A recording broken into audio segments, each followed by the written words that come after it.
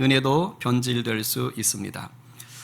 우리 교회에 김치 냉장고 사기 사건이라는 게 있었습니다. 몇 분만 아는 사건이긴 한데 참 들어보시면 안타까움이 있는 정말 제 마음을 아프게 했던 사건이기도 합니다. 한 3, 4년 전이었던 것 같아요. 교회 저쪽 옛날 목양실 자리에 김치냉장고, 뚜껑 여는 김치냉장고, 지금은 이제 바뀐 겁니다. 지금은 새 걸로 바꾼 거고요. 이제 3, 4년 전에 거기 옛날 김치냉장고에 김장김치를 넣어놨어요. 몇 달 안 지나서 아직 김장김치가 많이 남아있을 때였습니다. 그런데 그 김장김치가요, 군내가 날 정도로 다 쉬고 말았던 거예요. 결론적으로 말하면 이제 고장났던 거죠. 근데 정말 군내가 날 정도라면 이게 하루 이틀 고장난 게 아닙니다. 거의 뭐 두세 주는 그냥 고장이 나 있었던 거, 그런 것 같아요. 제가 정말 그때 큰 시험에 들었어요. 우리 교회 김장김치는 전국에서 알아주는 맛 좋은 김장김치거든요. 그거를 아직도 많이 남았는데 이 긴 세월을 어떻게 할 것인가. 못 먹었거든요, 그때. 그래서 우리 권사님도 묵은지로 근데 한두 번 하고 말았어요. 워낙에 이게 확상해가지고 맛이 없는 거죠. 근데 이제 그런 생각 하실 수 있어요. 여러분 중에, 아니, 우리 매주일 김치 먹었는데 그럼 그거 안 열어봤어요?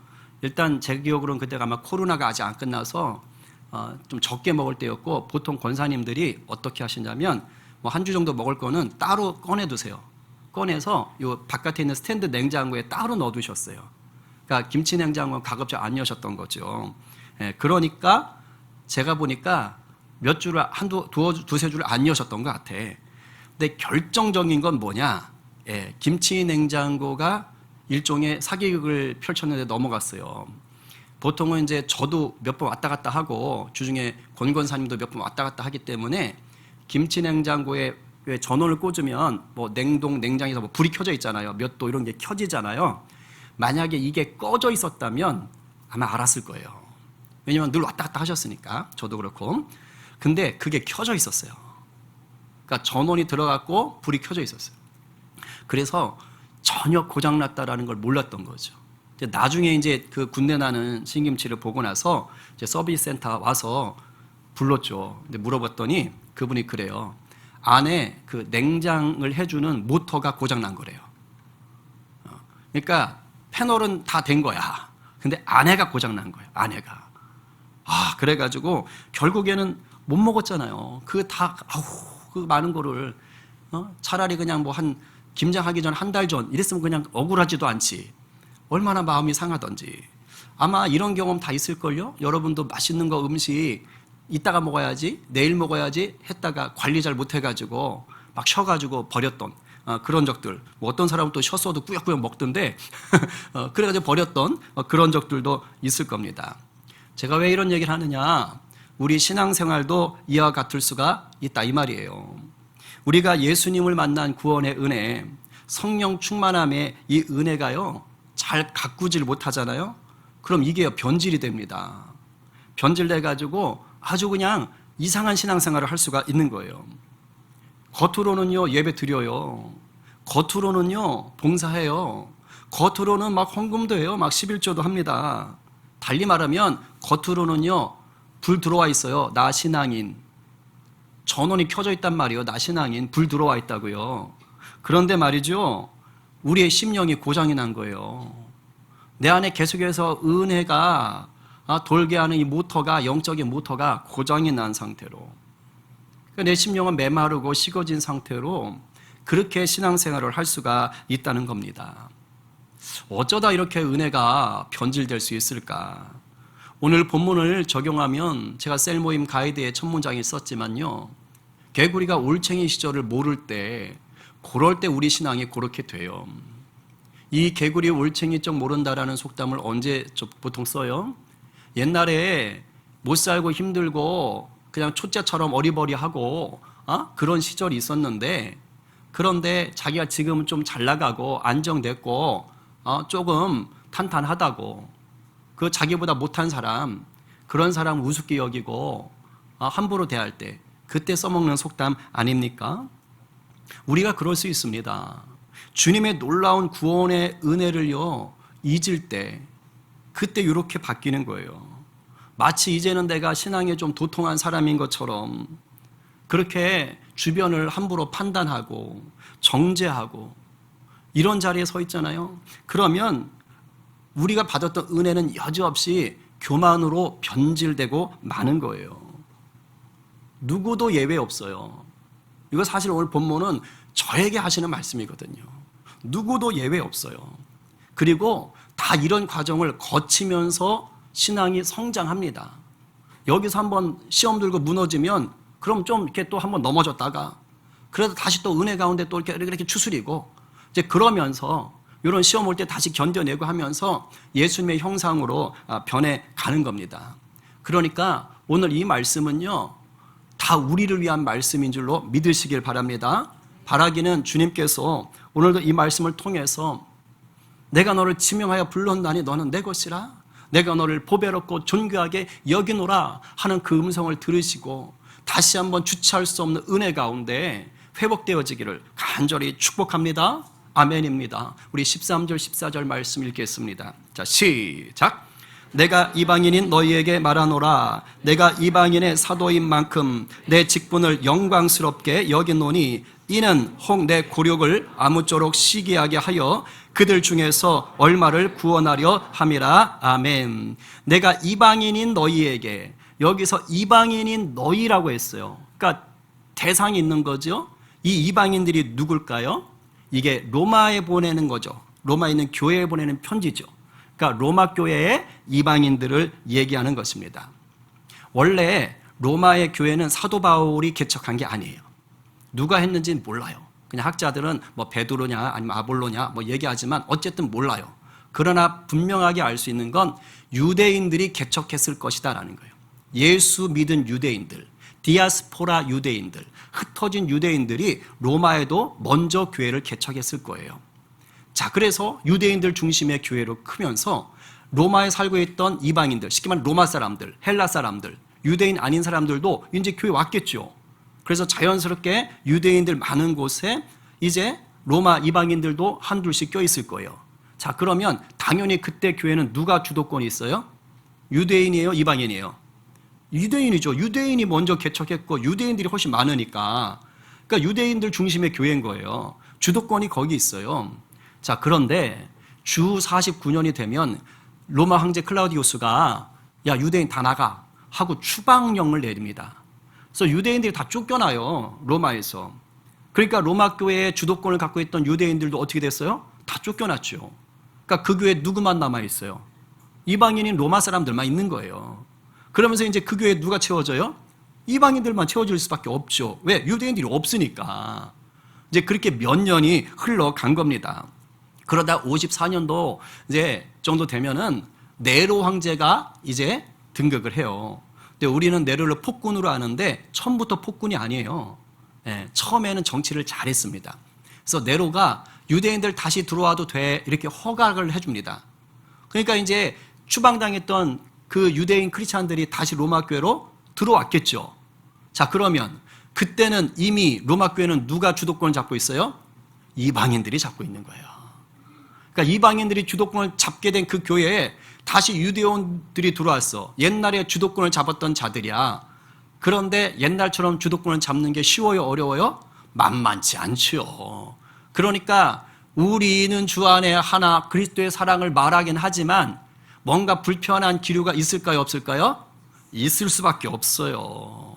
여러분, 그 어떤 교회도 이 땅 위에 있는 교회는요, 허물 많고 연약한 자들이 모이는 곳입니다. 그러니까 사랑 외쳐도요, 그 속에는 뭔가 미묘한 어려움들이 늘 생겨요. 그걸 생겨야 성령 안에서 또 그걸 풀어내면서 교회가 성장해 가는 것이지요. 로마 교회도 똑같습니다. 이방인들과 유대인들 사이에 뭔가 알 수 없는 이 불편한 기류가 있었던 것 같아요. 그러니까 사도 바울이 자기가 개척한 건 아니지만 인맥이 워낙 넓어야지. 그러니까 다 소식을 전해 듣는 거예요. 그래서 로마에 지금 편지를 쓰면서 이렇게 다 물밑 작업을 하고 있어요. 사실은 12장 이후는 신앙의 실천편이거든요. 근데 그때 보면 아예 노골적으로 야, 니네 좀 잘 지냈으면 좋겠어 라고 얘기를 합니다. 몇 구절이 나와요. 우리 두 구절만 한번 읽어볼까요? 로마교회 분위기예요. 자, 16절 시작. 서로 마음을 같이하여 높은 데 마음을 두지 말고 도리어 낮은 데 처하며 스스로 지혜 있는 채 하지 마라. 서로 마음을 뭐하여? 같이하여. 지금 뭐하고 있다? 하나가 안 됐다는 뜻이에요. 괜히 교만하고 내가 더 잘 알아. 내가 왕년에 여기 주도권이었었어. 이거 내가 설립했어. 나 설립 멤버야. 이런 식으로 했는지 모르겠어요. 아니면 이제 로마판이 됐어. 우리가 주도권이야. 이랬는지 모르겠어요. 그러면서 지금 뭔가 안 맞아 돌아가는 거예요. 14장에 가면은요, 좀 더 세게 말해요. 읽어봐요. 시작. 네가 어찌하여 네 형제를 비판하느냐? 어찌하여 네 형제를 업신여기느냐? 우리가 다 하나님의 심판대 앞에 서리라. 어이구 무서워라.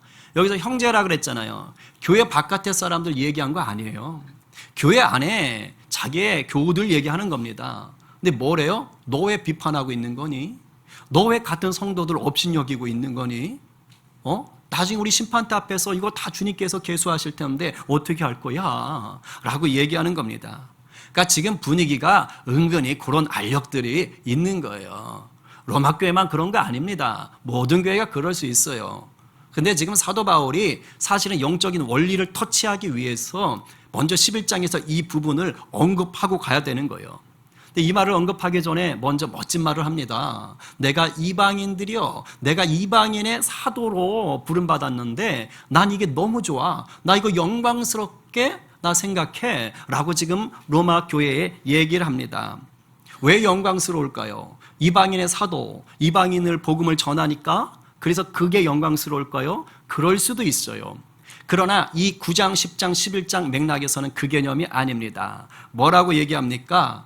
내가 너희들에게 복음을 전해서 유대인들이, 내 동족인 유대인들이 거기에 시기심을 느껴. 그래서 내 동족 유대인들이 한 명이라도 다시 예수님께로 돌아오고 있어. 내가 지금 그 일을 하고 있는 거야. 그래서 영광스러워. 이렇게 얘기하는 거예요. 내가 이방인의 사도가 돼서 너희들의 복음을 전했더니 그 결과로 예수 믿지 않던 내 동족도 이제 예수를 조금씩 믿더라. 얼마나 좋은지 몰라. 그래서 나는 이 일을 더 열심히 할 거야 라고 지금 얘기하는 겁니다. 우리가 지난 시간에도 보고 오늘도 나오는 말이지만 내 고륙으로 시기하게 한다는 이 시기심은요, 미워하는 정서가 아니에요. 여기서 시기심은 신앙에 도전을 준다는 뜻이에요. 옛날에 유대인들은 이방 사람들을요, 그냥 짐승으로 여겼어요. 우리만 하나님이 택했어. 너희는 아웃이야, 쓰레기야, 막 이렇게 여겼단 말이에요. 무시하고 저주했단 말이에요. 그런데 사도 바울 같은 전도자들을 통해서 이방인들이 하나님의 자녀가 되네? 그러니까 보고 있자니까 너무 배가 아픈 거예요. 아니, 이게 무슨 일이야? 아니, 어떻게 이런 일이 일어날 수 있지? 야, 이거 나 이렇게 살면 안 되겠는데? 하고 도전받은 거예요. 그래서 주님 앞으로 돌아오는 자들이 있었던 것입니다. 그러니까 사도 바울이 그게 너무 행복했던 거죠. 그래서 이 영적인 원리, 이방인이 복음을 받아서 안 믿던 동족이 돌아온 이 원리를 예수님의 십자가와 부활에 비유해가지고요, 풀어내요. 그게 15절이에요. 읽어봅니다. 시작. 그들을 버리는 것이 세상의 화목이 되거든 그 받아들이는 것이 죽은 자 가운데서 살아나는 것이 아니면 무엇이요? 그들을 버린다라는 것은 이스라엘 동족이 예수 안 믿어서 버림받은 자처럼 된 거를 얘기한 겁니다. 그러니까 예수 믿지 않는 자들이 버려졌어요. 그 덕분에 복음이 어디한테로 흘러갔다고요? 이방인들에게로 흘러갔어요. 이방은 쉽게 말하면 아까 말한 대로 세상이야, 세상. 하나님을 몰랐던 세상. 이방인들이 복음을 들었어. 세상의 복음을 들었어. 안 믿는 유대인 덕분에. 그래서 복음을 들은 이 이방인들이 하나님과 관계가 나빴다가 복음으로 인해서 어떻게 됐어요? 화목하게 됐다고요. 이 원리가 어디서 드러나요? 예수님이 십자가에서 죽으심으로 우리가 죄로 인해 하나님과 멀어졌다가 십자가 덕분에 하나님과 화목하게 됐잖아요. 그 얘기하는 거예요. 먼저 그 얘기를 한 거예요. 그래서 내 동족 유대인들이 버림받음으로 말미암아, 이걸 예수님이 마치 십자가 죽음인 그만큼 가치가 있다는 뜻이 아니라 말하면 그렇다는 거예요. 그래서 복음이 이방인에게 들어가고 그래서 세상에 하나님과 화목하게 되었다라고 얘기하는 것입니다.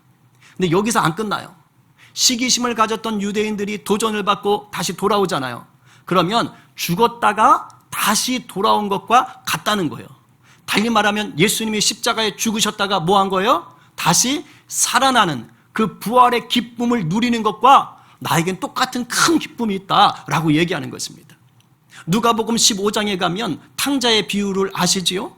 그 둘째 아들 탕자가 집 밖에 나갔다가 나중에 그래도 아버지 집에 가서 차라리 종이 될지언정 거기라도 가자. 왜? 먹을 거라도 있으니까. 그리고 돌아오잖아요. 그때 아버지가 잔치를 벌이면서 마을 사람들에게 또 툴툴거리는 그 형에게 뭐라 그럽니까? 이 아들은 죽었다가 다시 살아왔다. 내가 잃었다가 다시 찾았다. 어떻게 기뻐하지 않을 수가 있냐라고 얘기를 하는 것입니다. 지금 사도 바울 안에도요 그런 기쁨이 있는 거예요. 여러분, 우리 주변에도요 예전에 좀 예수를 믿었다가 신앙생활을 했다가 지금은 떠나가 있는 영혼들이 많지요? 없어요? 있어야 되는데 눈을 열면 수두룩해요. 그분들요 하나님께서 버릴까요? 안 버립니다. 안 버려요. 적어도 젊은 날에 청소년 때, 청년 때 그때 하나님 크게 만나고 정말로 어떤 신비 체험도 하고, 우리 전정자 어르신은 처녀 시절에요 천사도 보신 분이거든요. 그러니까 그것이 기억에 남으니까 60년 동안 교회 안 나오다가 다시 나오시잖아요. 여러분, 하나님 어떻게 하시지 아무도 몰라. 하나님은요 절대 버리지 않는 거예요. 다시 부활의 기쁨 가운데 돌아오게 하는 것입니다. 그 은혜를 위한 통로 되기를 간절히 바랍니다. 아멘이에요. 그러면서 사도 바울이요 이스라엘이란 이 민족만이 가지고 있는 이 특별한 지위가 어떤지를 얘기해 줍니다. 16절 조금 어렵지만 제가 잘 풀어드릴게요. 읽어봐요. 시작. 제사하는 처음 익은 곡식가루가 거룩한즉 떡동이도 그러하고 뿌리가 거룩한즉 가지도 그러하니까. 자, 구약시대 이스라엘은 어떠해야 됐냐면 모든 처음 것 마지는 다 누구한테 돌려야 돼요? 하나님께 돌려야 돼요. 다 하나님 거예요. 그러니까 짐승이 됐든 곡식이 됐든 심지어 사람도. 그래서 사람은 제물로 줄 수가 없으니까 속전, 사랑값, 돈을 줬단 말이야. 그리고 지파 중에서는 뭐예요? 레위 지파를 하나님이 아예 받으셨단 말이죠. 근데 여기서 뭐예요? 지금 곡식 얘기를 하고 있는 거예요. 민수기에 보면 너희의 처음 익은 곡식가루 떡을 대대 여호와께 거제로 드려라. 거제는 제사 중에 한 방법이에요. 이렇게 들어 올리는 건데 곡식을 처음 수확했잖아요. 그럼 가루 내서 그 첫 것을 떡으로 해서 하나님께 드리라는 겁니다. 나눠서. 그럼 이게 뭐예요? 구별했다는 뜻이잖아요. 구별이 거룩이에요. 그럼 그 첫 열매 처음 것 그거를 제물로 받으셔서 하나님이 그걸 받은 다음에 어떻게 여기시는 거예요? 너희가 수확한 나머지 모든 제물도 내가 받은 것으로 여기마. 이렇게 되는 거예요. 그러니까 마지를 받는다는 건, 첫째를 받는다는 건 나머지 전체도 내가 받았다. 내가 거룩하게 하겠다. 내가 돌보겠다. 나를 위해 살거라. 내 것이다. 라고 얘기하는 것입니다. 지금 바울이 이 얘기를 하는 이유는 뭐냐? 바로 아브라함 또는 야곱과 같은 이스라엘의 처음 시조를 지금 염두에 둔 거예요. 아브라함은 원래 갈대아 우르 지금의 이란 땅에 살던 이방인이에요. 근데 하나님께서 은혜로 그를 부르셔서 이제부터 너는 내가 복 줘서 하나의 민족을 세워가는 첫 단추로 삼을 것이다. 그리고 이 민족은 열방에 복을 전하는 도구요 통로가 될 것이다 라고 하나님이 부르시는 거예요. 거룩하게 구별하시는 것입니다. 그러니까 아브라함을 부를 때 한 사람을 불렀지만 하나님의 계획 속엔 그 아브라함 속에 어떤 민족이 남아있어요? 이스라엘이 들어가 있는 거예요. 이미 구별하신 거예요. 좀 더 나가면 아브라함의 손자가 누굽니까? 이렇게 모으니까 헷갈려 하시던데 아브라함 손자 야곱이에요. 아브라함의 손자 아들은 이삭, 그 밑에 야곱. 근데 야곱이 나중에 이름이 바뀌죠. 뭘로 바뀌어요? 이스라엘로 바뀌는 거예요. 그리고 이스라엘 야곱에겐 아들이 몇 명? 12명. 그래서 12지파예요. 이스라엘 12지파. 그러니까 이스라엘이란 나라의 직접적 조상이라고 얘기할 때는 야곱을 얘기할 수 있는 거예요. 그러니까 지금 하나님이 아까 첫 열매 거룩한 떡덩이 가루를 따로 받았다라는 게 바로 아브라함, 야곱과 같은 족장을 하나님이 따로 받았다는 거예요. 그럼으로써 그 안에 어느 민족이 담겨 있다고요? 이스라엘 민족이 담겨 있고 하나님이 그 민족을 거룩하게 구별했다라는 것입니다. 그래서 이 족장을 지금 나무로 말하면 뿌리에 비유한 거고, 그리고 이스라엘이란 민족 전체를 가지에 비유한 거예요. 이해하셨지요? 그러니까 하나님이 그렇게 특별하게 선택했다라는 것입니다. 오해하지 마세요. 이미 앞에서 사도 바울이 말했는데, 이렇게 하나님이 특별하게 이스라엘을 구별하셨다고 해서 이스라엘 혈통을 가진 모든 사람은 무조건 구원받는다? No, 그건 아니라고 얘기했어요. 그건 믿어야만 되는 거예요. 그러나 하나님이 이스라엘 민족을 특별하게 구별하신 것은 맞다란 뜻이에요. 달리 말하면 지금은 예수 믿지 않는 이스라엘 백성들이 많아. 그러나 그렇다고 해서 하나님이 이스라엘 민족 전체를 포기하거나 무시하거나 내버리지는 않는다라는 거예요.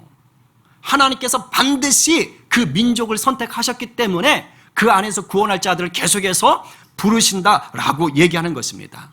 그러면서 이제 뭘 얘기하느냐? 바로 이 특별하게 부르신 이스라엘 민족과 이제 예수 믿고 막 뜨거워지는 이방인들과의 관계가 뭔지 알려줄게 라고 하면서 나무 비유를 들어요. 읽어보겠습니다. 17절 18절. 자, 시작. 또한 가지 얼마가 꺾이었는데 돌 감람나무인 네가 그들 중에 접붙임이 되어 참 감람나무 뿌리에 진액을 함께 받는 자가 되었은지 그 가지들을 향하여 자랑하지 말라. 자랑할지라도 네가 뿌리를 보존하는 것이 아니요 뿌리가 너를 보존하는 것이니라. 아멘. 구약 성경에 보면 이스라엘에 대한 여러 가지 비유가 나와요. 보통 포도나무 그러면 이스라엘일 수 있어요. 근데 또 하나 이스라엘을 비유하는 것 중에 하나가 뭐냐면 감람나무예요. 감람나무. 예레미야에 보니까 여호와께서 그의 이름 이스라엘이에요. 일컬어 좋은 열매 맺는 아름다운 푸른 감람나무라 라고 얘기합니다. 그러니까 감람나무는 중동 지역에 널려 있어요. 올리브나무예요.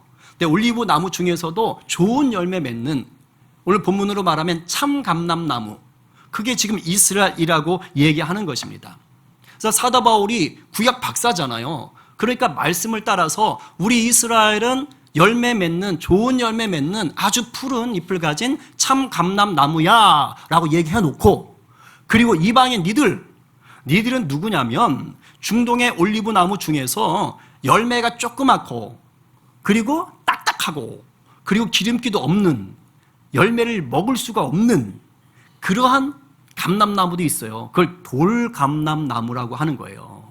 그러니까 그런 나무에 빗대서 이방인들은 너희들은 돌감람나무야 라고 지금 얘기를 하고 있는 것입니다. 그러면서 참 감람나무 가지가 얼마가 꺾였다라고 얘기하는 건 뭐예요? 이스라엘 중에 지금 예수를 믿지 않고 있는 자들이 있다라는 거예요. 그리고 그 꺾인 자리에 돌감람나무의 가지가 접붙임을 받았다.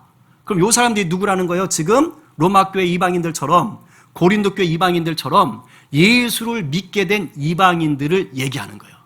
달리 말하면 이방인들아, 니네가 예수를 믿은 건 너희가 독자적으로 믿은 것이 아니야. 너희가 예수 믿고 있지만 밑도 끝도 없이 그냥 믿는 게 아니야. 다 누구의 영향을 받고 있는 거야. 누구의 덕분인 줄 알아? 누구 덕분이라는 거예요? 이스라엘. 하나님이 참 감람나무라는 이스라엘을 먼저 선택하시고 이스라엘에게 온갖 좋은 복을 줬거든요. 대표적으로 율법, 성전, 나아가서 예수 그리스도가 거기서 태어나셨잖아요. 그러니까 이방인들이 지금 복음을 받아들이는 것도 예수 그리스도의 이름으로 받는 것이고, 율법의 완성자이신 예수님의 말씀을 지켜가는 것이고, 그들이 유대교적인 전통 속에 있는 좋은 것들을 다 받아 누리고 있는 겁니다. 그것을 놓치지 말라고 얘기하는 거예요. 그러니까 지금 뭐라고 하는 거예요? 잘난 척하지 말라는 거예요. 자랑하지 말라는 거예요. 지금 저 꺾여진 안 믿는 이스라엘 사람들 보면서 아유 니네는 왜 그 모양이야? 예수님이 너희들 통해서 나왔는데 율법도 받았다는데 니네는 왜 그 모양이야? 이런 식으로 하지 말라는 겁니다. 교만해지지 말라라는 거예요. 그러면서 오히려 정신 똑바로 차리래요. 두려워하래요. 너희들이 뿌리를 살리는 것이 아니고 뿌리인 이스라엘이 참 감람나무가 너희를 살리고 있기 때문에 함부로 교만하지 말라는 겁니다. 두려워하라는 거예요. 왜요? 하나님이 거룩하게 구별한 민족인 이스라엘 중에서도 믿지 않는 자들은 잘라버리셨잖아요. 그러니까 이방인 너희들은 당연히 안 믿으면 더 쉽게 잘릴 수 있다. 아끼지 않는다. 그러니까 예외가 없다. 얘기를 하시는 겁니다. 굉장히 중요한 말을 하고 있죠. 여러분, 이 말이요, 지금 이 로마의 이방인들에게만 하는 얘기이겠습니까? 그렇지 않습니다.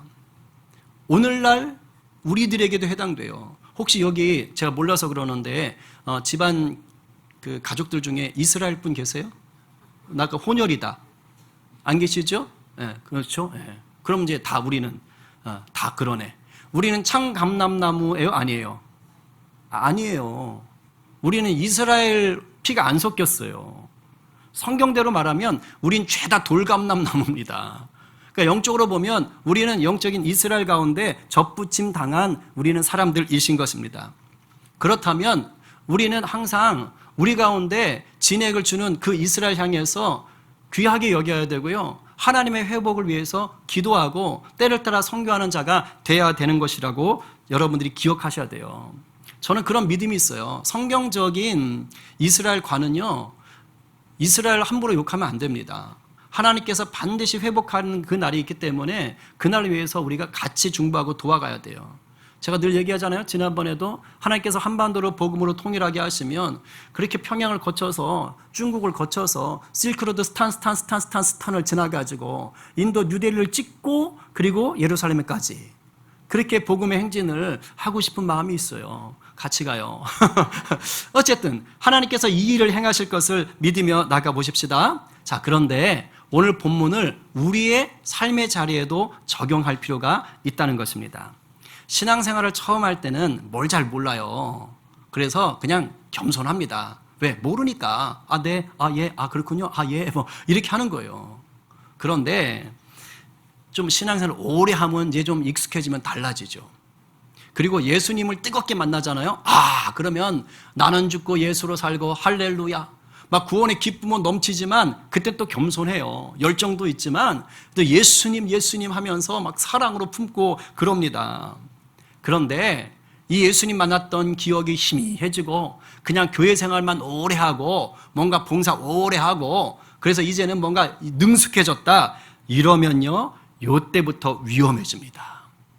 여러분 영락없이 마귀가요, 아, 드디어 때가 됐구나 하고 미끼를 던져요. 덫을 놓습니다. 이 덫이 다른 게 아니에요. 우리가 은혜라는 이름으로 말은 해요. 주여 은혜를 주세요 라고 말은 하는데 그게 그냥 기독교 용어니까. 근데 그 구하는 은혜가 뭐냐면 주님이 주인 되셔서 연약한 나에게 주시는 은혜가 아니고요, 내가 주인 된 거예요. 내 중심, 내 만족을 위한 은혜를 구하는 거예요. 정확히 말하면 이기적인 복을 구하고 있는 거예요. 그렇게 되기가 굉장히 쉽습니다. 나는 죽고 예수로 살겠다고 결단했던 것이 뒤바뀌어 버린 거예요. 그래서 이제는 내가 살고 예수는 이용하고 이렇게 신앙생활이 바뀌어 갑니다. 이러면 여지없이 나타나는 현상이 있어요. 뭐냐? 나와 남을 끊임없이 비교하고 판단하게 돼요. 왜? 내 중심이니까. 주님 중심이 아니에요. 내 중심이에요. 이건 나보다 신앙생활을 먼저 했든 나보다 뒤에 했든 아무 상관이 없어요. 혹시라도 지금 여러분 안에 아, 저분은 좀 신앙이 별로인 것 같아 라는 생각이 들어오시는 분이 있어요? 딱 보니까 한두 분은 아닌 것 같고 그런 생각이 들어오는 분들은 이미 내 은혜가 쉬었다는 뜻이에요. 상하고 있는 겁니다. 은혜가 변질되면요, 봉사를 해도 은혜가 생성이 되지 않아요. 여러분, 우리가 은혜라는 말은 하지만 사실은 이게 우리가 변질된 상태로 있잖아요. 그럼 봉사를 할 때 내가 세상적인 만족감, 세상적인 성취감을 은혜로 착각합니다. 아니에요. 내 만족인 거예요. 내가 즐기는 거예요. 내 영향력 안에서 내가 기뻐하는 거예요. 반대로 이게 내 중심인데 내 뜻대로 안 되잖아요. 봉사할 때. 그럼 어떻게 돼요? 은혜가 사라졌으니까 피곤해요. 그리고 스트레스가 쌓입니다. 설교 들을 때요, 내 안에 은혜가 변질된 상태가 있잖아요. 그러면요, 설교를 은혜로 받지 않습니다. 분석하고 판단해요. 셀 모임 교제 같은 거 하죠? 여지 없습니다. 분석하고 판단하고 정죄하고 참 쉽지 않습니다. 신앙생활에 익숙해지면 익숙해질수록, 사람들이 나를 인정해주면 인정해줄수록 어떤 위험에 빠질까요? 내가 자신감이 생기거든요. 그렇죠? 내가 오래 했고 봉사를 했는데 사람이 다 착하다고, 너무 잘한다고, 귀하다고, 없으면 안 된다고 그러면요, 자신감이 생겨요. 굉장히 위험한 거예요. 이때 우리가 은혜를 잘 간수하지 못하면 다른 성도들이 눈에 안 들어오기 시작합니다. 굉장히 위험하죠. 일부러 내가 나쁜 마음을 먹는 건 아닙니다. 그런데 내가 자신감이 너무 생긴 나머지 내가 주인공이고 내가 실세고 내가 주도권을 갖고 있다고 생각하는 순간 나쁜 마음을 먹은 건 아니에요. 그런데 나도 모르게 남을 배려하지 않게 됩니다. 다른 사람 생각 쓸 겨를이 없어요. 내 중심이에요. 내 입만 맞는 사람, 나하고 어울리는 사람들하고 주도권 놀이하고 있는 거예요. 나쁜 마음을 품는 게 아닌데 그냥 그렇게 흘러가게 되는 거예요. 이게 은혜로 위장된 이 교만이에요. 변질된 것들이에요. 이 얘기를 들으면서 혹시 목사님이 나한테 표적 설교하는 거 아니야? 이렇게 느끼는 분들이 계시면 맞습니다. 근데 누군지 저는 몰라요. 왜냐하면 한두 분이 아니거든요. 예외가 없어요. 다 해당돼요. 사실은 1번 타자가 저예요. 담임 목사가 제일 조심해야 돼요. 아예 담임 목사는 교만의 지도로 판 깔아놓은 자리예요. 그리고 직분자들, 봉사 많이 하시는 분들은 정말 조심해야 돼요. 그러면 나는 직분도 없고 봉사도 안 하니까 깨끗하겠네? 어린 반푼어치도 없어요. 안 해요. 어떻게 찾아 들어올지 몰라. 다 예외가 없어. 겉으로는 전원에 불이 켜져 있지만 그 안에는 정작 고장났던 그 김치 냉장고처럼요. 겉으로 우리는요, 연기 잘하거든요. 경건의 능력은 없는데 경건의 모양만 커다랗게 있는 것처럼 그렇게 살기 쉽습니다. 그럼 어떻게 해야 될까요? 그냥 그렇게 살아요? 아니죠. 은혜를 가꿔야죠. 은혜를 갈망해야죠. 진짜를 찾아야죠. 답이 22절에 나와요. 읽어봅니다. 시작. 그러므로 하나님의 인자하심과 준엄하심을 보라. 넘어지는 자들에게는 준엄하심이 있으니 너희가 만일 하나님의 인자하심에 머물러 있으면 그 인자가 너희에게 있으리라. 그렇지 않으면 너희도 찍히는 바 되리라. 하나님의 인자와 준엄이 뭐예요? 하나님의 자비하심과 공의를 말하는 것입니다. 그런데 교만해지면 내 중심의 삶으로 신앙생활을 하려고 하다 보면 하나님의 공의 가운데 반드시 찍혀진다는 거예요. 이것이 징계일 수도 있고, 그렇죠? 이것이 내 죄가 의해 무너짐일 수도 있겠죠.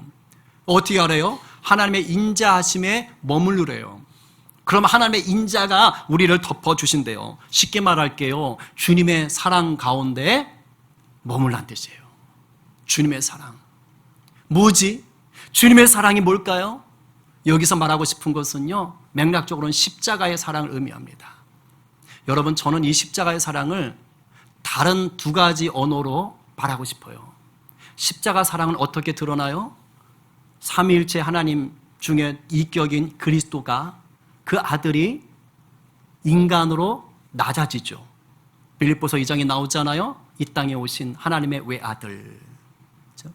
신이 인간이 되어 죽기까지 낮아지는 것, 겸손. 이게 십자가 사랑의 첫 단추예요. 십자가 사랑의 다른 이름은 겸손입니다. 내 안에 은혜가 계속해서 가꾸어지게 하는 힘은요, 이 십자가 사랑의 겸손이 내 안에 있는가예요. 두 번째, 십자가 사랑의 완성은 어떻게 시작돼요? 예수 그리스도가 우리의 죄를 구원하기 위하여 자신을 내어주는 죽음이에요. 뭐지요? 희생입니다. 내 중심 아니에요. 내 만족 아니에요. 내 밥그릇 아니에요. 나를 내어놓는 거예요. 나를 내려놓는 거예요. 나를 포기하는 거예요. 내가 죽어 있는 거예요. 결국엔 우리가 은혜를 계속해서 가꿀 수 있는 힘은 어디에서 나옵니까? 내가 죽고 예수님이 나의 주인 되실 때만 가능하다는 거예요. 그럴 때만 이 사랑이 나를 주장하는 겁니다. 내 인격으로서 스스로 만들어낼 수가 없는 거예요. 이 사랑이 내 안에서 끊어지지 않고 흐를 때, 이 겸손과 희생의 십자가 사랑이 내 안에서 끊어지지 않고 나갈 때, 하나님의 구원 계획 속에 있는, 그러나 지금은 멀어져 있는, 지금은 식어져 있는, 지금은 메말라 있는 그런 영혼까지도 품을 수가 있는 것입니다. 여러분 주변에 그런 영혼들 많이 있잖아요. 우리 교회 청년 중에 한 영혼이요, 요즘 잘 안 나와요. 가끔 나와, 잊을만 하면. 가끔 전화하고. 근데 지난번에 한 번 왔을 때는, 야, 넌 정말 하나님이 너를 귀하게 여기고 있어서, 너 정말 주님 만났던 경험 있잖아. 네, 목사님. 그래, 주님 너를 안 버려. 네, 알아요. 근데 왜 안 나와? 그러게요. 어제는 꿈도 꿨어요. 주님을 만났어요. 근데 왜 안 나와? 그러게요. 아주 막 으르고 꼬시고 했더니 집회 때 한번 나오긴 했었어요. 물론 직장과도 좀 연관이 있지만은, 그러니까 그 친구도 알아요. 자기가 하나님 만났던 경험이 있어서, 자기가 비록 지금 삶은 좀 이렇게 좀 팍팍하고 뜻대로 안 되다 보니까 휘청거리지만 하나님 나 안 버리겠다. 제가 그래요. 하나님 너 절대 안 버려. 그러나 빨리 은혜 안에 들어오지 않으면 삶이 피곤해. 여러분들이 그런 영혼들을 이끄는데 통로 되시기를 간절히 축복합니다. 그러기 위해서는 이 사랑이에요. 내게 은혜가 있어야 영혼도 사랑하는 거예요. 사도 바울이 13장에서 사랑하면 율법을 완성시킨다고 얘기했어요. 빚질 것은 사랑밖에 없다고 얘기하면서 남을 사랑하는 자는 율법을 다 이루었다. 무슨 말이에요? 율법의 완성이신 예수 그리스도의 명령을 이루는 것이에요.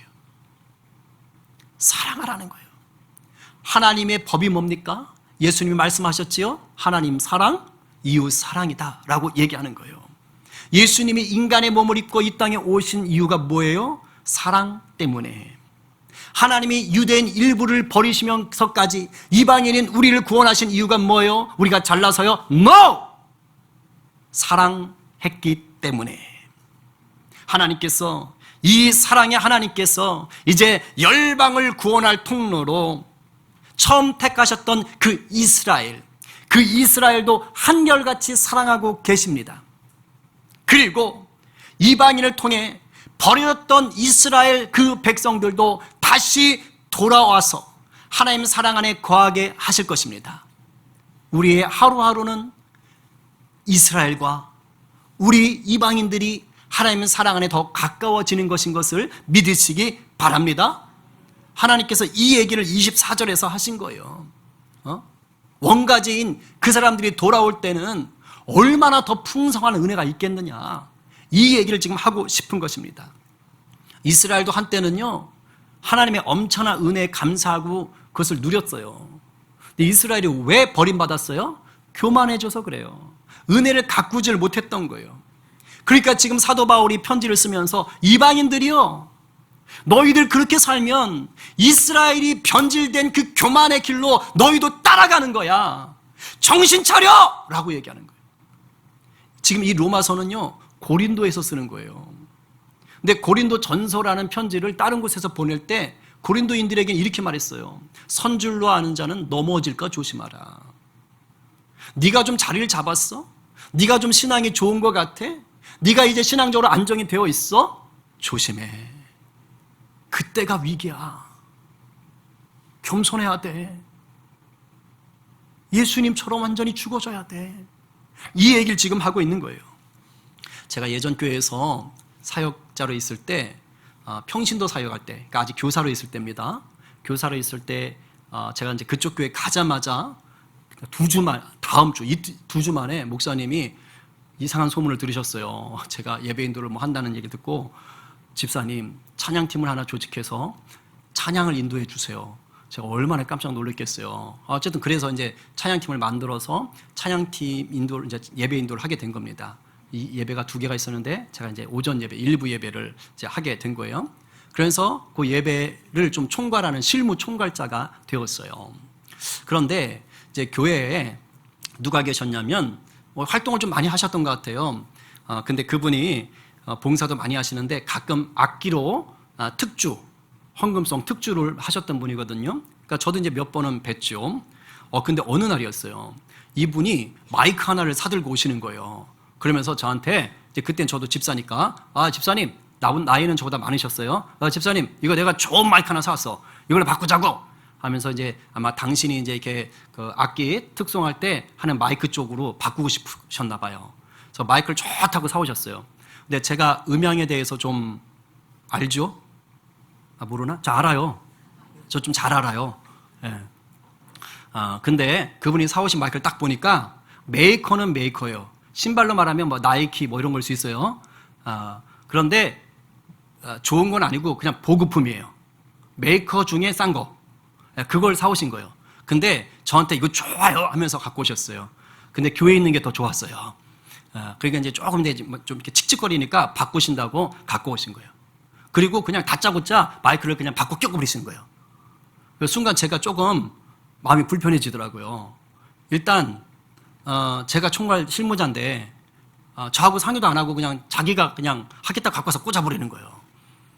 또 하나, 마이크 좋은 것도 아닌데 막 좋은 거라고 하니까 이제 저는 좀 아니까, 그래서 순간 마음 가운데 이 마음이 쑥 올라오는 거예요. 그러면서 속에 그분을 좀 우습게 여기는 마음이 올라왔어요.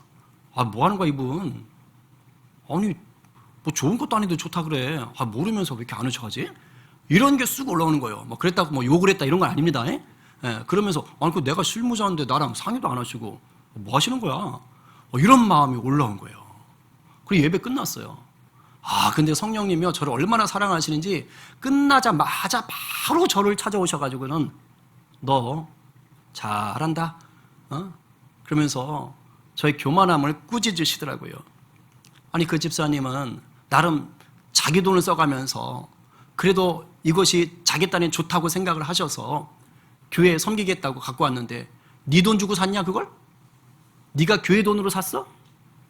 그러면서 네가 뭘 하고 알면 얼마나 한다고 그렇게 함부로 판단하고 그렇게 정죄를 해. 성령께서 제 마음 가운데 그렇게 얘기하시는 거예요. 그래서 제가 뭐 바로 해결을 했죠. 근데 기뻐하지 마세요. 왜 문제가 해결이 안 됐어요. 제가 그렇게 해결했으면 다음엔 그러지 말아야 되잖아요. 그런데요, 이런 일들이 그 뒤로도 수시로 있었어요. 제가 오늘 본문을 보면서 찔리는 거예요. 저는 그 뒤로 오히려 권한이 더 세졌거든요, 교회에서. 이제 뭐 교육자까지로 하게 됐으니까 예배 전체 총괄을 하는 거예요. 담당 교육자가 되는 거예요. 제 후배는 제가 후배를 그 교회 엔지니어로 데려왔어요. 전문가. 그러니까 뭐 제가 얼마나 많은 또 지식이 또 이렇게 흘러 들어오겠어요. 그러니까 굉장히 교만할 수밖에 없는 거예요. 겸손하다고 해도 교만할 수밖에 없는 자리였던 거죠. 그러면서 오늘에 이르기까지 얼마나 이런 것들과 제가 싸워야 되는지 모릅니다. 표정들은 목사님만 그렇게 싸우는구나 하는 표정 같은데 여러분도 예외 아니잖아요. 왜 아닌 척 하세요? 근데 제가 깨달은 게 있어요. 언제 이러한 교만의 덕, 변질된 은혜가 아닌 깨끗한 은혜 속에 제가 머물 수 있었을까? 보니까요, 아까 말했던 예수님의 십자가 사랑으로 충만할 때, 그때는 제가 이런 덫에 안 걸리더라고요. 그냥 주의 은혜가 충만하니까, 사랑이 충만하니까요, 그냥 그렇게 생각이 안 돼. 정말 겸손함과 그 희생이 와요. 결국엔 주님의 은혜밖에 없고 십자가의 사랑이 나를 주장하는 수밖에 없구나. 이게 만만치 않은데 결국 이것 가운데 나가야 돼요. 오늘 누가 예수님을 온전히 주인 삼아서 이 십자가 사랑 안에 다시 한번 푹 잠기시겠습니까? 오늘 누가 겸손과 희생의 십자가 사랑을 여러분 삶의 자리에서 흘려 보내시겠어요? 오늘 말씀에 아멘으로 화답하며 날마다 은혜를 사모하고 가꾸고 나누기로 결단하시는 저와 여러분 되기를 간절히 축원합니다. 우리 이 시간 좀 같이 기도합시다.